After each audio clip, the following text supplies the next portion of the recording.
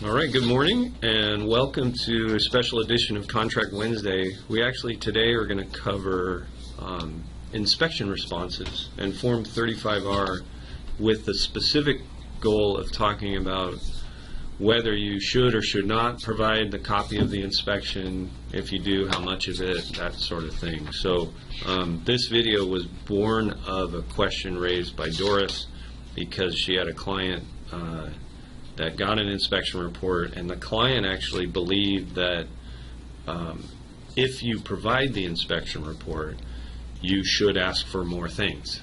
And there's no correlation between whether you provide it or not and what you ask for or not. So let me start with just a real quick recap of how you should frame the inspection results to your client.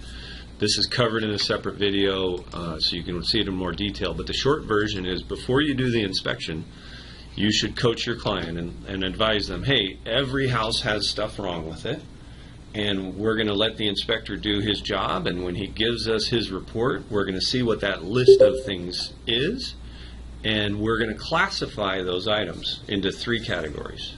Number one, we call minor. That means it's cheap, easy to fix, or you're handy enough you can fix it yourself. Number two is moderate. These are more expensive and you would rather use the seller's money to fix it, but you also don't want to lose the house over it. And then third is major. So this is like catastrophic or super expensive, things like roofs and foundations and those sorts of things. And so you're going to go through the list and categorize each item into minor, moderate, or major. So you have the explanation conversation before it happens, because you want them to already have that in their head before they get the list. Then you get the list and you go through it with them one by one and you just label them. Okay, is this a minor, a moderate, or a major? And if they say, I don't know, what do you think? Then I usually introduce the idea of cost. You know, the furnace has reached the end of its useful life. Do you think that's minor, moderate, or major? And they'll say, well, I don't know, what do you think? And I'll go, well, a new furnace is going to be between $3,000 and $5,000. Do you think that's catastrophic? Would you want to lose the house over a new furnace? Let's take the extreme at $5,000. And in most cases, the consumer's going to go, well, no, I don't really want to lose the house over it. The furnace is still working, it's just beyond its useful life, and so on. So you help them rationalize into these categories. That way, when you get to the time of writing your response, you can build a negotiating strategy around anything that was in the major group. So let's say Doris gets an inspection, and her inspection had 49 things on it. But let's say only 3 of them were major, very expensive, and my client, if we don't get the seller to agree to these things, I don't want the house. Well, then you would take those 3 and put around it some other things, maybe some moderate things. The idea being, we're going to ask for a list of things, and we're going to include some stuff that we don't really care about, and we would be willing to concede if it helped us get those 3 major things that we absolutely have to have. Does that make sense? So when Doris sent me her inspection response to review, she had asked me the question, should I or do I need to provide the inspection? My answer was yes, not with anything having to do with negotiations, but it was because of how she wrote her response. Her response said, fix item number 17, fix item number 18. Well, you'd better provide the report if you're going to reference it that way. Could you avoid providing it? Absolutely. Don't say fix item 17, say seller to install a new furnace to be done by a licensed and bonded contractor, buyer to have the opportunity to inspect at the end. If you're going to do a response that has 17 things, then I always start with an intro of all work to be done and performed by a licensed and bonded contractor, and then I always do a conclusion at the end that says work to be completed a minimum of 3 days prior to closing, so buyer has the opportunity to re-inspect, or something to that effect. And then you list everything in between. So that's kind of the backstory of how we came to make this video. The thing that we want to learn and teach in this video, though, is there are occasions where it's wise to provide the inspection, and there's other occasions where you don't. And the logic behind it is, do I want to provide the listing broker with the complete list of all the things wrong to prove that I'm actually being reasonable in only asking for a few of them? That can be a benefit, right? What's another benefit of providing the complete list? Well, They have to disclose it justifies what you're asking. What did he say? They have to disclose, once they have Oh, material right. knowledge of the condition, then they have to. That's right. say Form 17. That's right. They have to, just in case the audio didn't pick it up, Justin said they have to disclose now that they have the undeniable knowledge that there's faults with the home. And so they have to revise their Form 17. So you're adding leverage, Doris, when you provide the inspection. And so you want to really be aware of that. There are occasions where I'll deliberately not provide it, but I'll point out to the listing broker, hey, I did you a favor by not providing it, in the hopes it would make it easier for your client to say yes to our very reasonable request here, right? If I have good rapport with a listing broker, I might play that angle because I want him to feel like, hey, we are together working towards a goal of completing this transaction, and I'm actually being fair and reasonable in doing it this way. If he's a jerk, I might not play that card that way, right? I might say, here you go, here's my 35R, and I've attached the inspection. Let me know what your seller says, right? I mean, I never say it that brief. I'm always going to arm them with the argument that I would make to the seller, so it's easier for them to make my argument to the seller. Hey, you know, there are 17 things wrong with this house. We're only asking for 3. We think they're the reasonable 3. Hopefully your client thinks it's appropriate for a home to have a heat source in the house that works, you know, or whatever, and so on. So let's look at, I've got an inspection that I just opened up. If you just send them the summary, do they still have to disclose what's in the summary as well? Yeah. So what Scott asked was, if you just send them the summary, do they still have to disclose? And the answer is absolutely. And you raise a good point. Not every inspection is written this way, but most inspectors will give you the 22-page report, and the last page or 3 pages, if it's got a lot of stuff wrong with it, they'll provide, and that's the summary. You know, and John Wright of Inspection Connection calls it a marginal summary. So here's, on this house, the marginal summary. This report's only 8 pages long. I grabbed a bad one. This is a condo, so it's not a lot to inspect. But let's read through it. So when I got this, I went to my client. I had already had the prep conversation about, hey, remember, minor, moderate, major. And then we got the list. And we just went, okay, number 1, smoke detectors. There are none. They're not even installed? That's what it says. Wow. So- see batteries, but not Let's pretend you're my buyer. Would you consider that minor, moderate, or major? It's going to major. make the whole house fall down. I can't believe that. How much does a smoke detector cost? $15, right? What's the obligation of the seller under state and federal law about smoke detectors? Be installed. Yeah. So remember, it's not yours to decide whether it's minor or major or in between. It's your job to gauge their response and see is because I could totally see a buyer going, oh my God, how dangerous, Yep. right? To which I'd say, good news is not very expensive to repair. The even better news is the seller has to provide that by law. So we'll put that in our response because we're going to make sure that they comply with the law.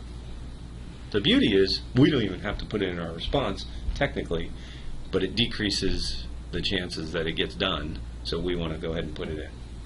Make sense? So let's say our response for number 1 was minor, but we're going to get it anyway, right? Master closet water heater operation. Recommend replacement. Water heater has exceeded design life and could fail at any point in time. Replacement is recommended. if you're a layperson and you read that, is that alarming? Yeah. Pretty much. Fail at any time. Yeah. Oh my God, that's 50 gallons of water that's going to flood my master closet and my master bedroom, right? But we are all professionals. We know what he's saying there is it actually works fine. They only tend to last 10 to 12 years, and this one is 12 years old or more. So, hey, client, is that minor, moderate, or major? Well, how much is a water heater? That's about $1,000. Depends what type you get. Might be less because this is in a condo, so it might be one of those smaller ones. Do you want to lose the house over it? Like, is that a thing where if the seller doesn't fix it, and I say it like this, and I'm demonstrative because I want to know, I'm going to negotiate fiercely for you. If that seller doesn't fix this, are we out? Do we not want this place with this water heater? And that usually causes them to go, well, no, I don't feel that strongly about it. I like the place. I'd call that moderate because I want his money to replace it, but I don't want to lose the place over that. And that's how these conversations end up going, right? So you kind of fast forward, you see there's some plumbing repairs and another smoke detector missing. The washer hose bib. Gate valves recommend replacing old rubber hoses to washer with new braided mesh hoses. Minor, moderate, or major? Minor. Pretty minor. You go buy them and put them $7 or in. $8 a hose. How much? $7 or $8. You a hose. nailed it. That's right. Right? But again, you got to just let your client decide, and when they say, well, what do you think? That's when you chime in. Yep. Yeah, Let's this go to Home Depot. I'll do this for you the day we close. Let's just do it. Right? I'd like If to you can do it now, we'll do the seller a favor. What So- about our warranty? Did you bring that up during the Absolutely. Yeah. Water heater's a great example. I'm glad you said that because I didn't. The water heater works fine. It's beyond its useful life. So you could have a conversation where you go, you know what, Scott? Let's go for getting him to put a new one in. But remember, if he refuses because it's too costly, I'm giving you a warranty. So if it leaks the very next day after closing, you get a new one anyway. And they're like, this is awesome. Because one way or another, I'm getting a new water heater and I'm not paying for it. Well, that's the first thing I thought when I saw the water heater. I said, that's not an issue, but we'll try to get it, yeah. That's Ask exactly for right. everything, ask for the world, get what you want. Right. Me. Okay, so we have on our little list here 8 things, That's awesome. and the client has said smoke detectors for sure, water heater if we can get it. And actually, the way this played out, they also said plumbing repairs because there was a leak here and another leak here. So we said we want all of that. Now, in that instance, should I provide this with the 35R or not? I put it in the summary. Or I'd send him the summary of those items we're asking. This is the Oh, summary. That's all I ever So you would send. provide this. This marginal summary. You provide it every time? When I'm asking for stuff, yeah. Okay, so this is a good training because there should be occasions where you don't provide it. Yeah. You I want ask the listing agent if he wants it first. I never do that. Okay. And this is a good conversation, right? Why wouldn't I do that? So I put the listing agent in charge of you to do. Right. If I'm going to provide it or not is for very specific reasons. I don't give a crap about what he thinks. I don't need his input, right? And I'm not picking on you. You're trying to build rapport and you're being nice, and that's probably helping in some ways. But in other ways, there's going to be occasions where I'm making sure this is in his inbox, whether he wants it or not, because of that added leverage it gives me about the Form 17, right? And that's why when Doris and I are exchanging text messages and I'm on the first tee box, I'm like, this is a great topic for success hours because I'm not going to do it justice via text. But that's what this was born of, right? So when she got my short answer, which was, yeah, provide it because of how she had written it, and then she revised it and her client said, ask for these things, and added like, well, I counted them. The total was out of 49 items, he asked for 31. And I didn't know what any of them were, but I'm just like, wow, just from a volume perspective, that's unlikely to be said yes to by the seller. Not impossible, I had one in Kirkland where there was 30 things on the report, and the buyer asked for all 30 things. And the seller did 29 of them. And I bought a warranty rider for the 30th, because it was a buyer wanted a new pool furnace. So I got the pool rider to the warranty for an extra $125. Now the pool furnace is covered, so shut up and buy the house, right? Sign your press hard. Right. So, just to summarize, and we'll open this up to questions and kind of wrap it up. Whether you provide it or not depends on whether you're trying to add leverage to increase the probability that you'll get it. So if you think of the spectrum of requests and make it a range of likelihood of success, right? The further down that spectrum, meaning I'm less confident I'm going to win, that's when you start to provide it for sure. Higher up the spectrum, when you're pretty confident you're going to get what you need and you have good rapport, then you might not provide it. And you'll point out, hey, I didn't provide that because I didn't want to put any extra pressure on you guys, but we're pretty sure we can come to an agreement here, right? And I've had instances where that conversation didn't go well, and I've sent a second email. Oops, forgot to send you this because I misplayed it. I thought our rapport was good enough I'm going to win without having to do that to him. And then I had the conversation and went, oh, well, maybe I was wrong there, but I'm going to fix that. Stuff the inspection into his inbox. Now they have the same problem, right? They have to disclose. Yeah. That's why I didn't always send it, because I remember a training where you said, if you do send it, they automatically, and sometimes they don't want to see the inspection, but they'll fix what you want, because like I've had them say, well, what exactly did it say? And Right. what did it need? And you what can did tell it- they're trying to not see it, Right. but get the info. Right. That's somebody that understands it. Mhm. The other thing that you'll run into is agents that have no intention of complying with the law, or Yeah. their seller. Like they'll go, yeah, I got the inspection, but I'm not changing the Form 17. Yeah. I don't know anything about it. La la la la, and they plug their ears. That's BS, right? We can document that they know about it. We have CC'd the firm. That's why you always CC their firm and your firm, so nobody can deny that they received something. So what does that mean then as far as signing off on a Form 17?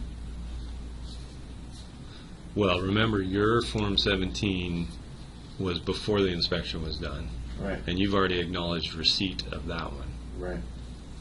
You haven't So actually then- signed off on the 17 yet, till after the inspection. No, you've acknowledged receipt of it. Yeah, but you didn't sign off on agreeing to waive it, is what I meant. You don't have to. Isn't there two other places to You sign? can preemptively waive, but you don't acknowledge receipt and then waive later, because So you haven't acknowledging signed it receipt starts the 3-day clock ticking, and it just expires. So there's no need to do that second signature. You do that second signature at the front end when you're trying to make your offer more attractive and say, look, we've already waived Form 17, Gotcha. just like you might waive paragraph X or some of the other Right. writing winning offer things that we do. I've never had this, I've done that many deals, but I've never signed So, the. so that, how does, I receipt. guess, Waiver, yeah. how does that affect you then if they're gonna update that 17 or not? Doesn't, because you terminated. Remember, this is all in an effort to win and Yes. close. Right. So if the seller says yes to your thing, to your request, he's not going to revise the Form 17. Your client's buying it now with Right. whatever repairs were agreed to. It's only that if they terminate and then they've got to upload a new one. Yeah. Is when it's, And that's what I wanted to be clear on, because if we're Yeah. talking about like, oh, they've got to change the Form 17, well, what's the benefit to us in that? None. There isn't. That's what I And wanted. I've never gone back to check and see did they I was actually just gonna update ask it. that. Because Hey, you didn't a lot of them update it. probably don't. But remember, the point is during that negotiation, I have added leverage because I sent it. Doesn't guarantee I'm going to win, but it increases the chances. If you don't update it, I'm gonna report you. So what I would do with Doris's client, remember this is the guy that asked for 31 things, but a big chunk of them he asked because he thought he had to, and that's not true, is I would go back through that list, classify them as minor, moderate, and major, and then have a detailed conversation. Which ones are major? Let's go for those, and then maybe wrap some moderate ones around them so that we have a better chance of getting those. Instead of, hey, here's the list and we want all of it. I remember you posturing one where you called the listing agent and said, hey, they're a little nervous, gun shy, first time home buyer, blah, blah, blah. They're going to ask for all these things, but what we really need is... Definitely, yeah. Just say, look, these are the three important ones that are going to blow this deal up, but they're going to ask for some more. Maybe if you can throw a couple in and they get what they really need, I think that would sound... I mean, I don't want to give away my card, but... Yeah, that's the danger there. Yeah, you have to kind of read it. Is you're telling them, well, if we got to deal with these three, we'll throw away the rest. Say no to these. Yeah. You've just given away your negotiating position. Well, I have Yeah. just trying to posture where I've heard Ed say, well, yeah, they're asking a lot, but I think if we get the meat of these 3 or 4...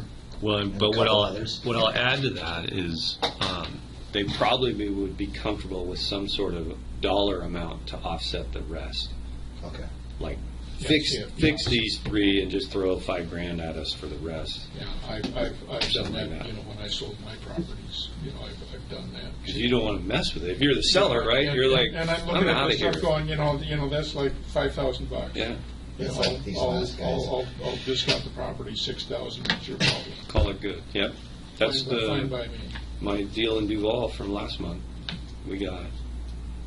I actually padded it and asked for $10,000 when we knew we only needed 5. And I said, this is the one where I sold the hot tub, right? I said, I'm going to try and get you, all we need is 5. I'm going to try and get you about $7,500. And we're going to start by asking for 10. Seller said, okie dokie. We got 10. And the hot tub, and you Yeah. sold it for $1,000. And that was when I was like, shoot, that might be too much money because of the limitation on credits towards closing costs. And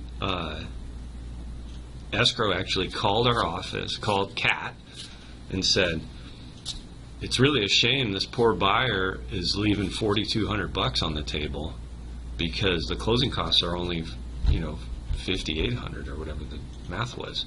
And you can't have a closing cost credit that exceeds the closing costs. And I was like, God damn it, did I not have that conversation with my loan officer? And this is Wes Graham over at Caliber. Like you thought you lost your VIP fee or something? Yeah. Well, or just money's getting wasted. Right. I don't like negotiating, squeezing blood out of a seller and then leaving it on the table. And It just ends up going back to them. so I emailed him, and I'm like, dude, did we not have this conversation? Because it's possible. I deal with a lot of stuff, and this sort of stuff, it's just automatic for me, so I don't always recollect it. And he's like, yeah, no, we did. He goes, escrow's just smoking crack. He goes, I had to wait until we had the final number, so I knew how much money I had to buy the rate down. So we took $4,178 and got her another 0.25% off on her interest rate. And I'm like, you're the man. That wasn't your VIP fee used? No, that was just extra Additional money. afterpay. Yeah. Oh, wow. Yeah. It's a lot of money to come back.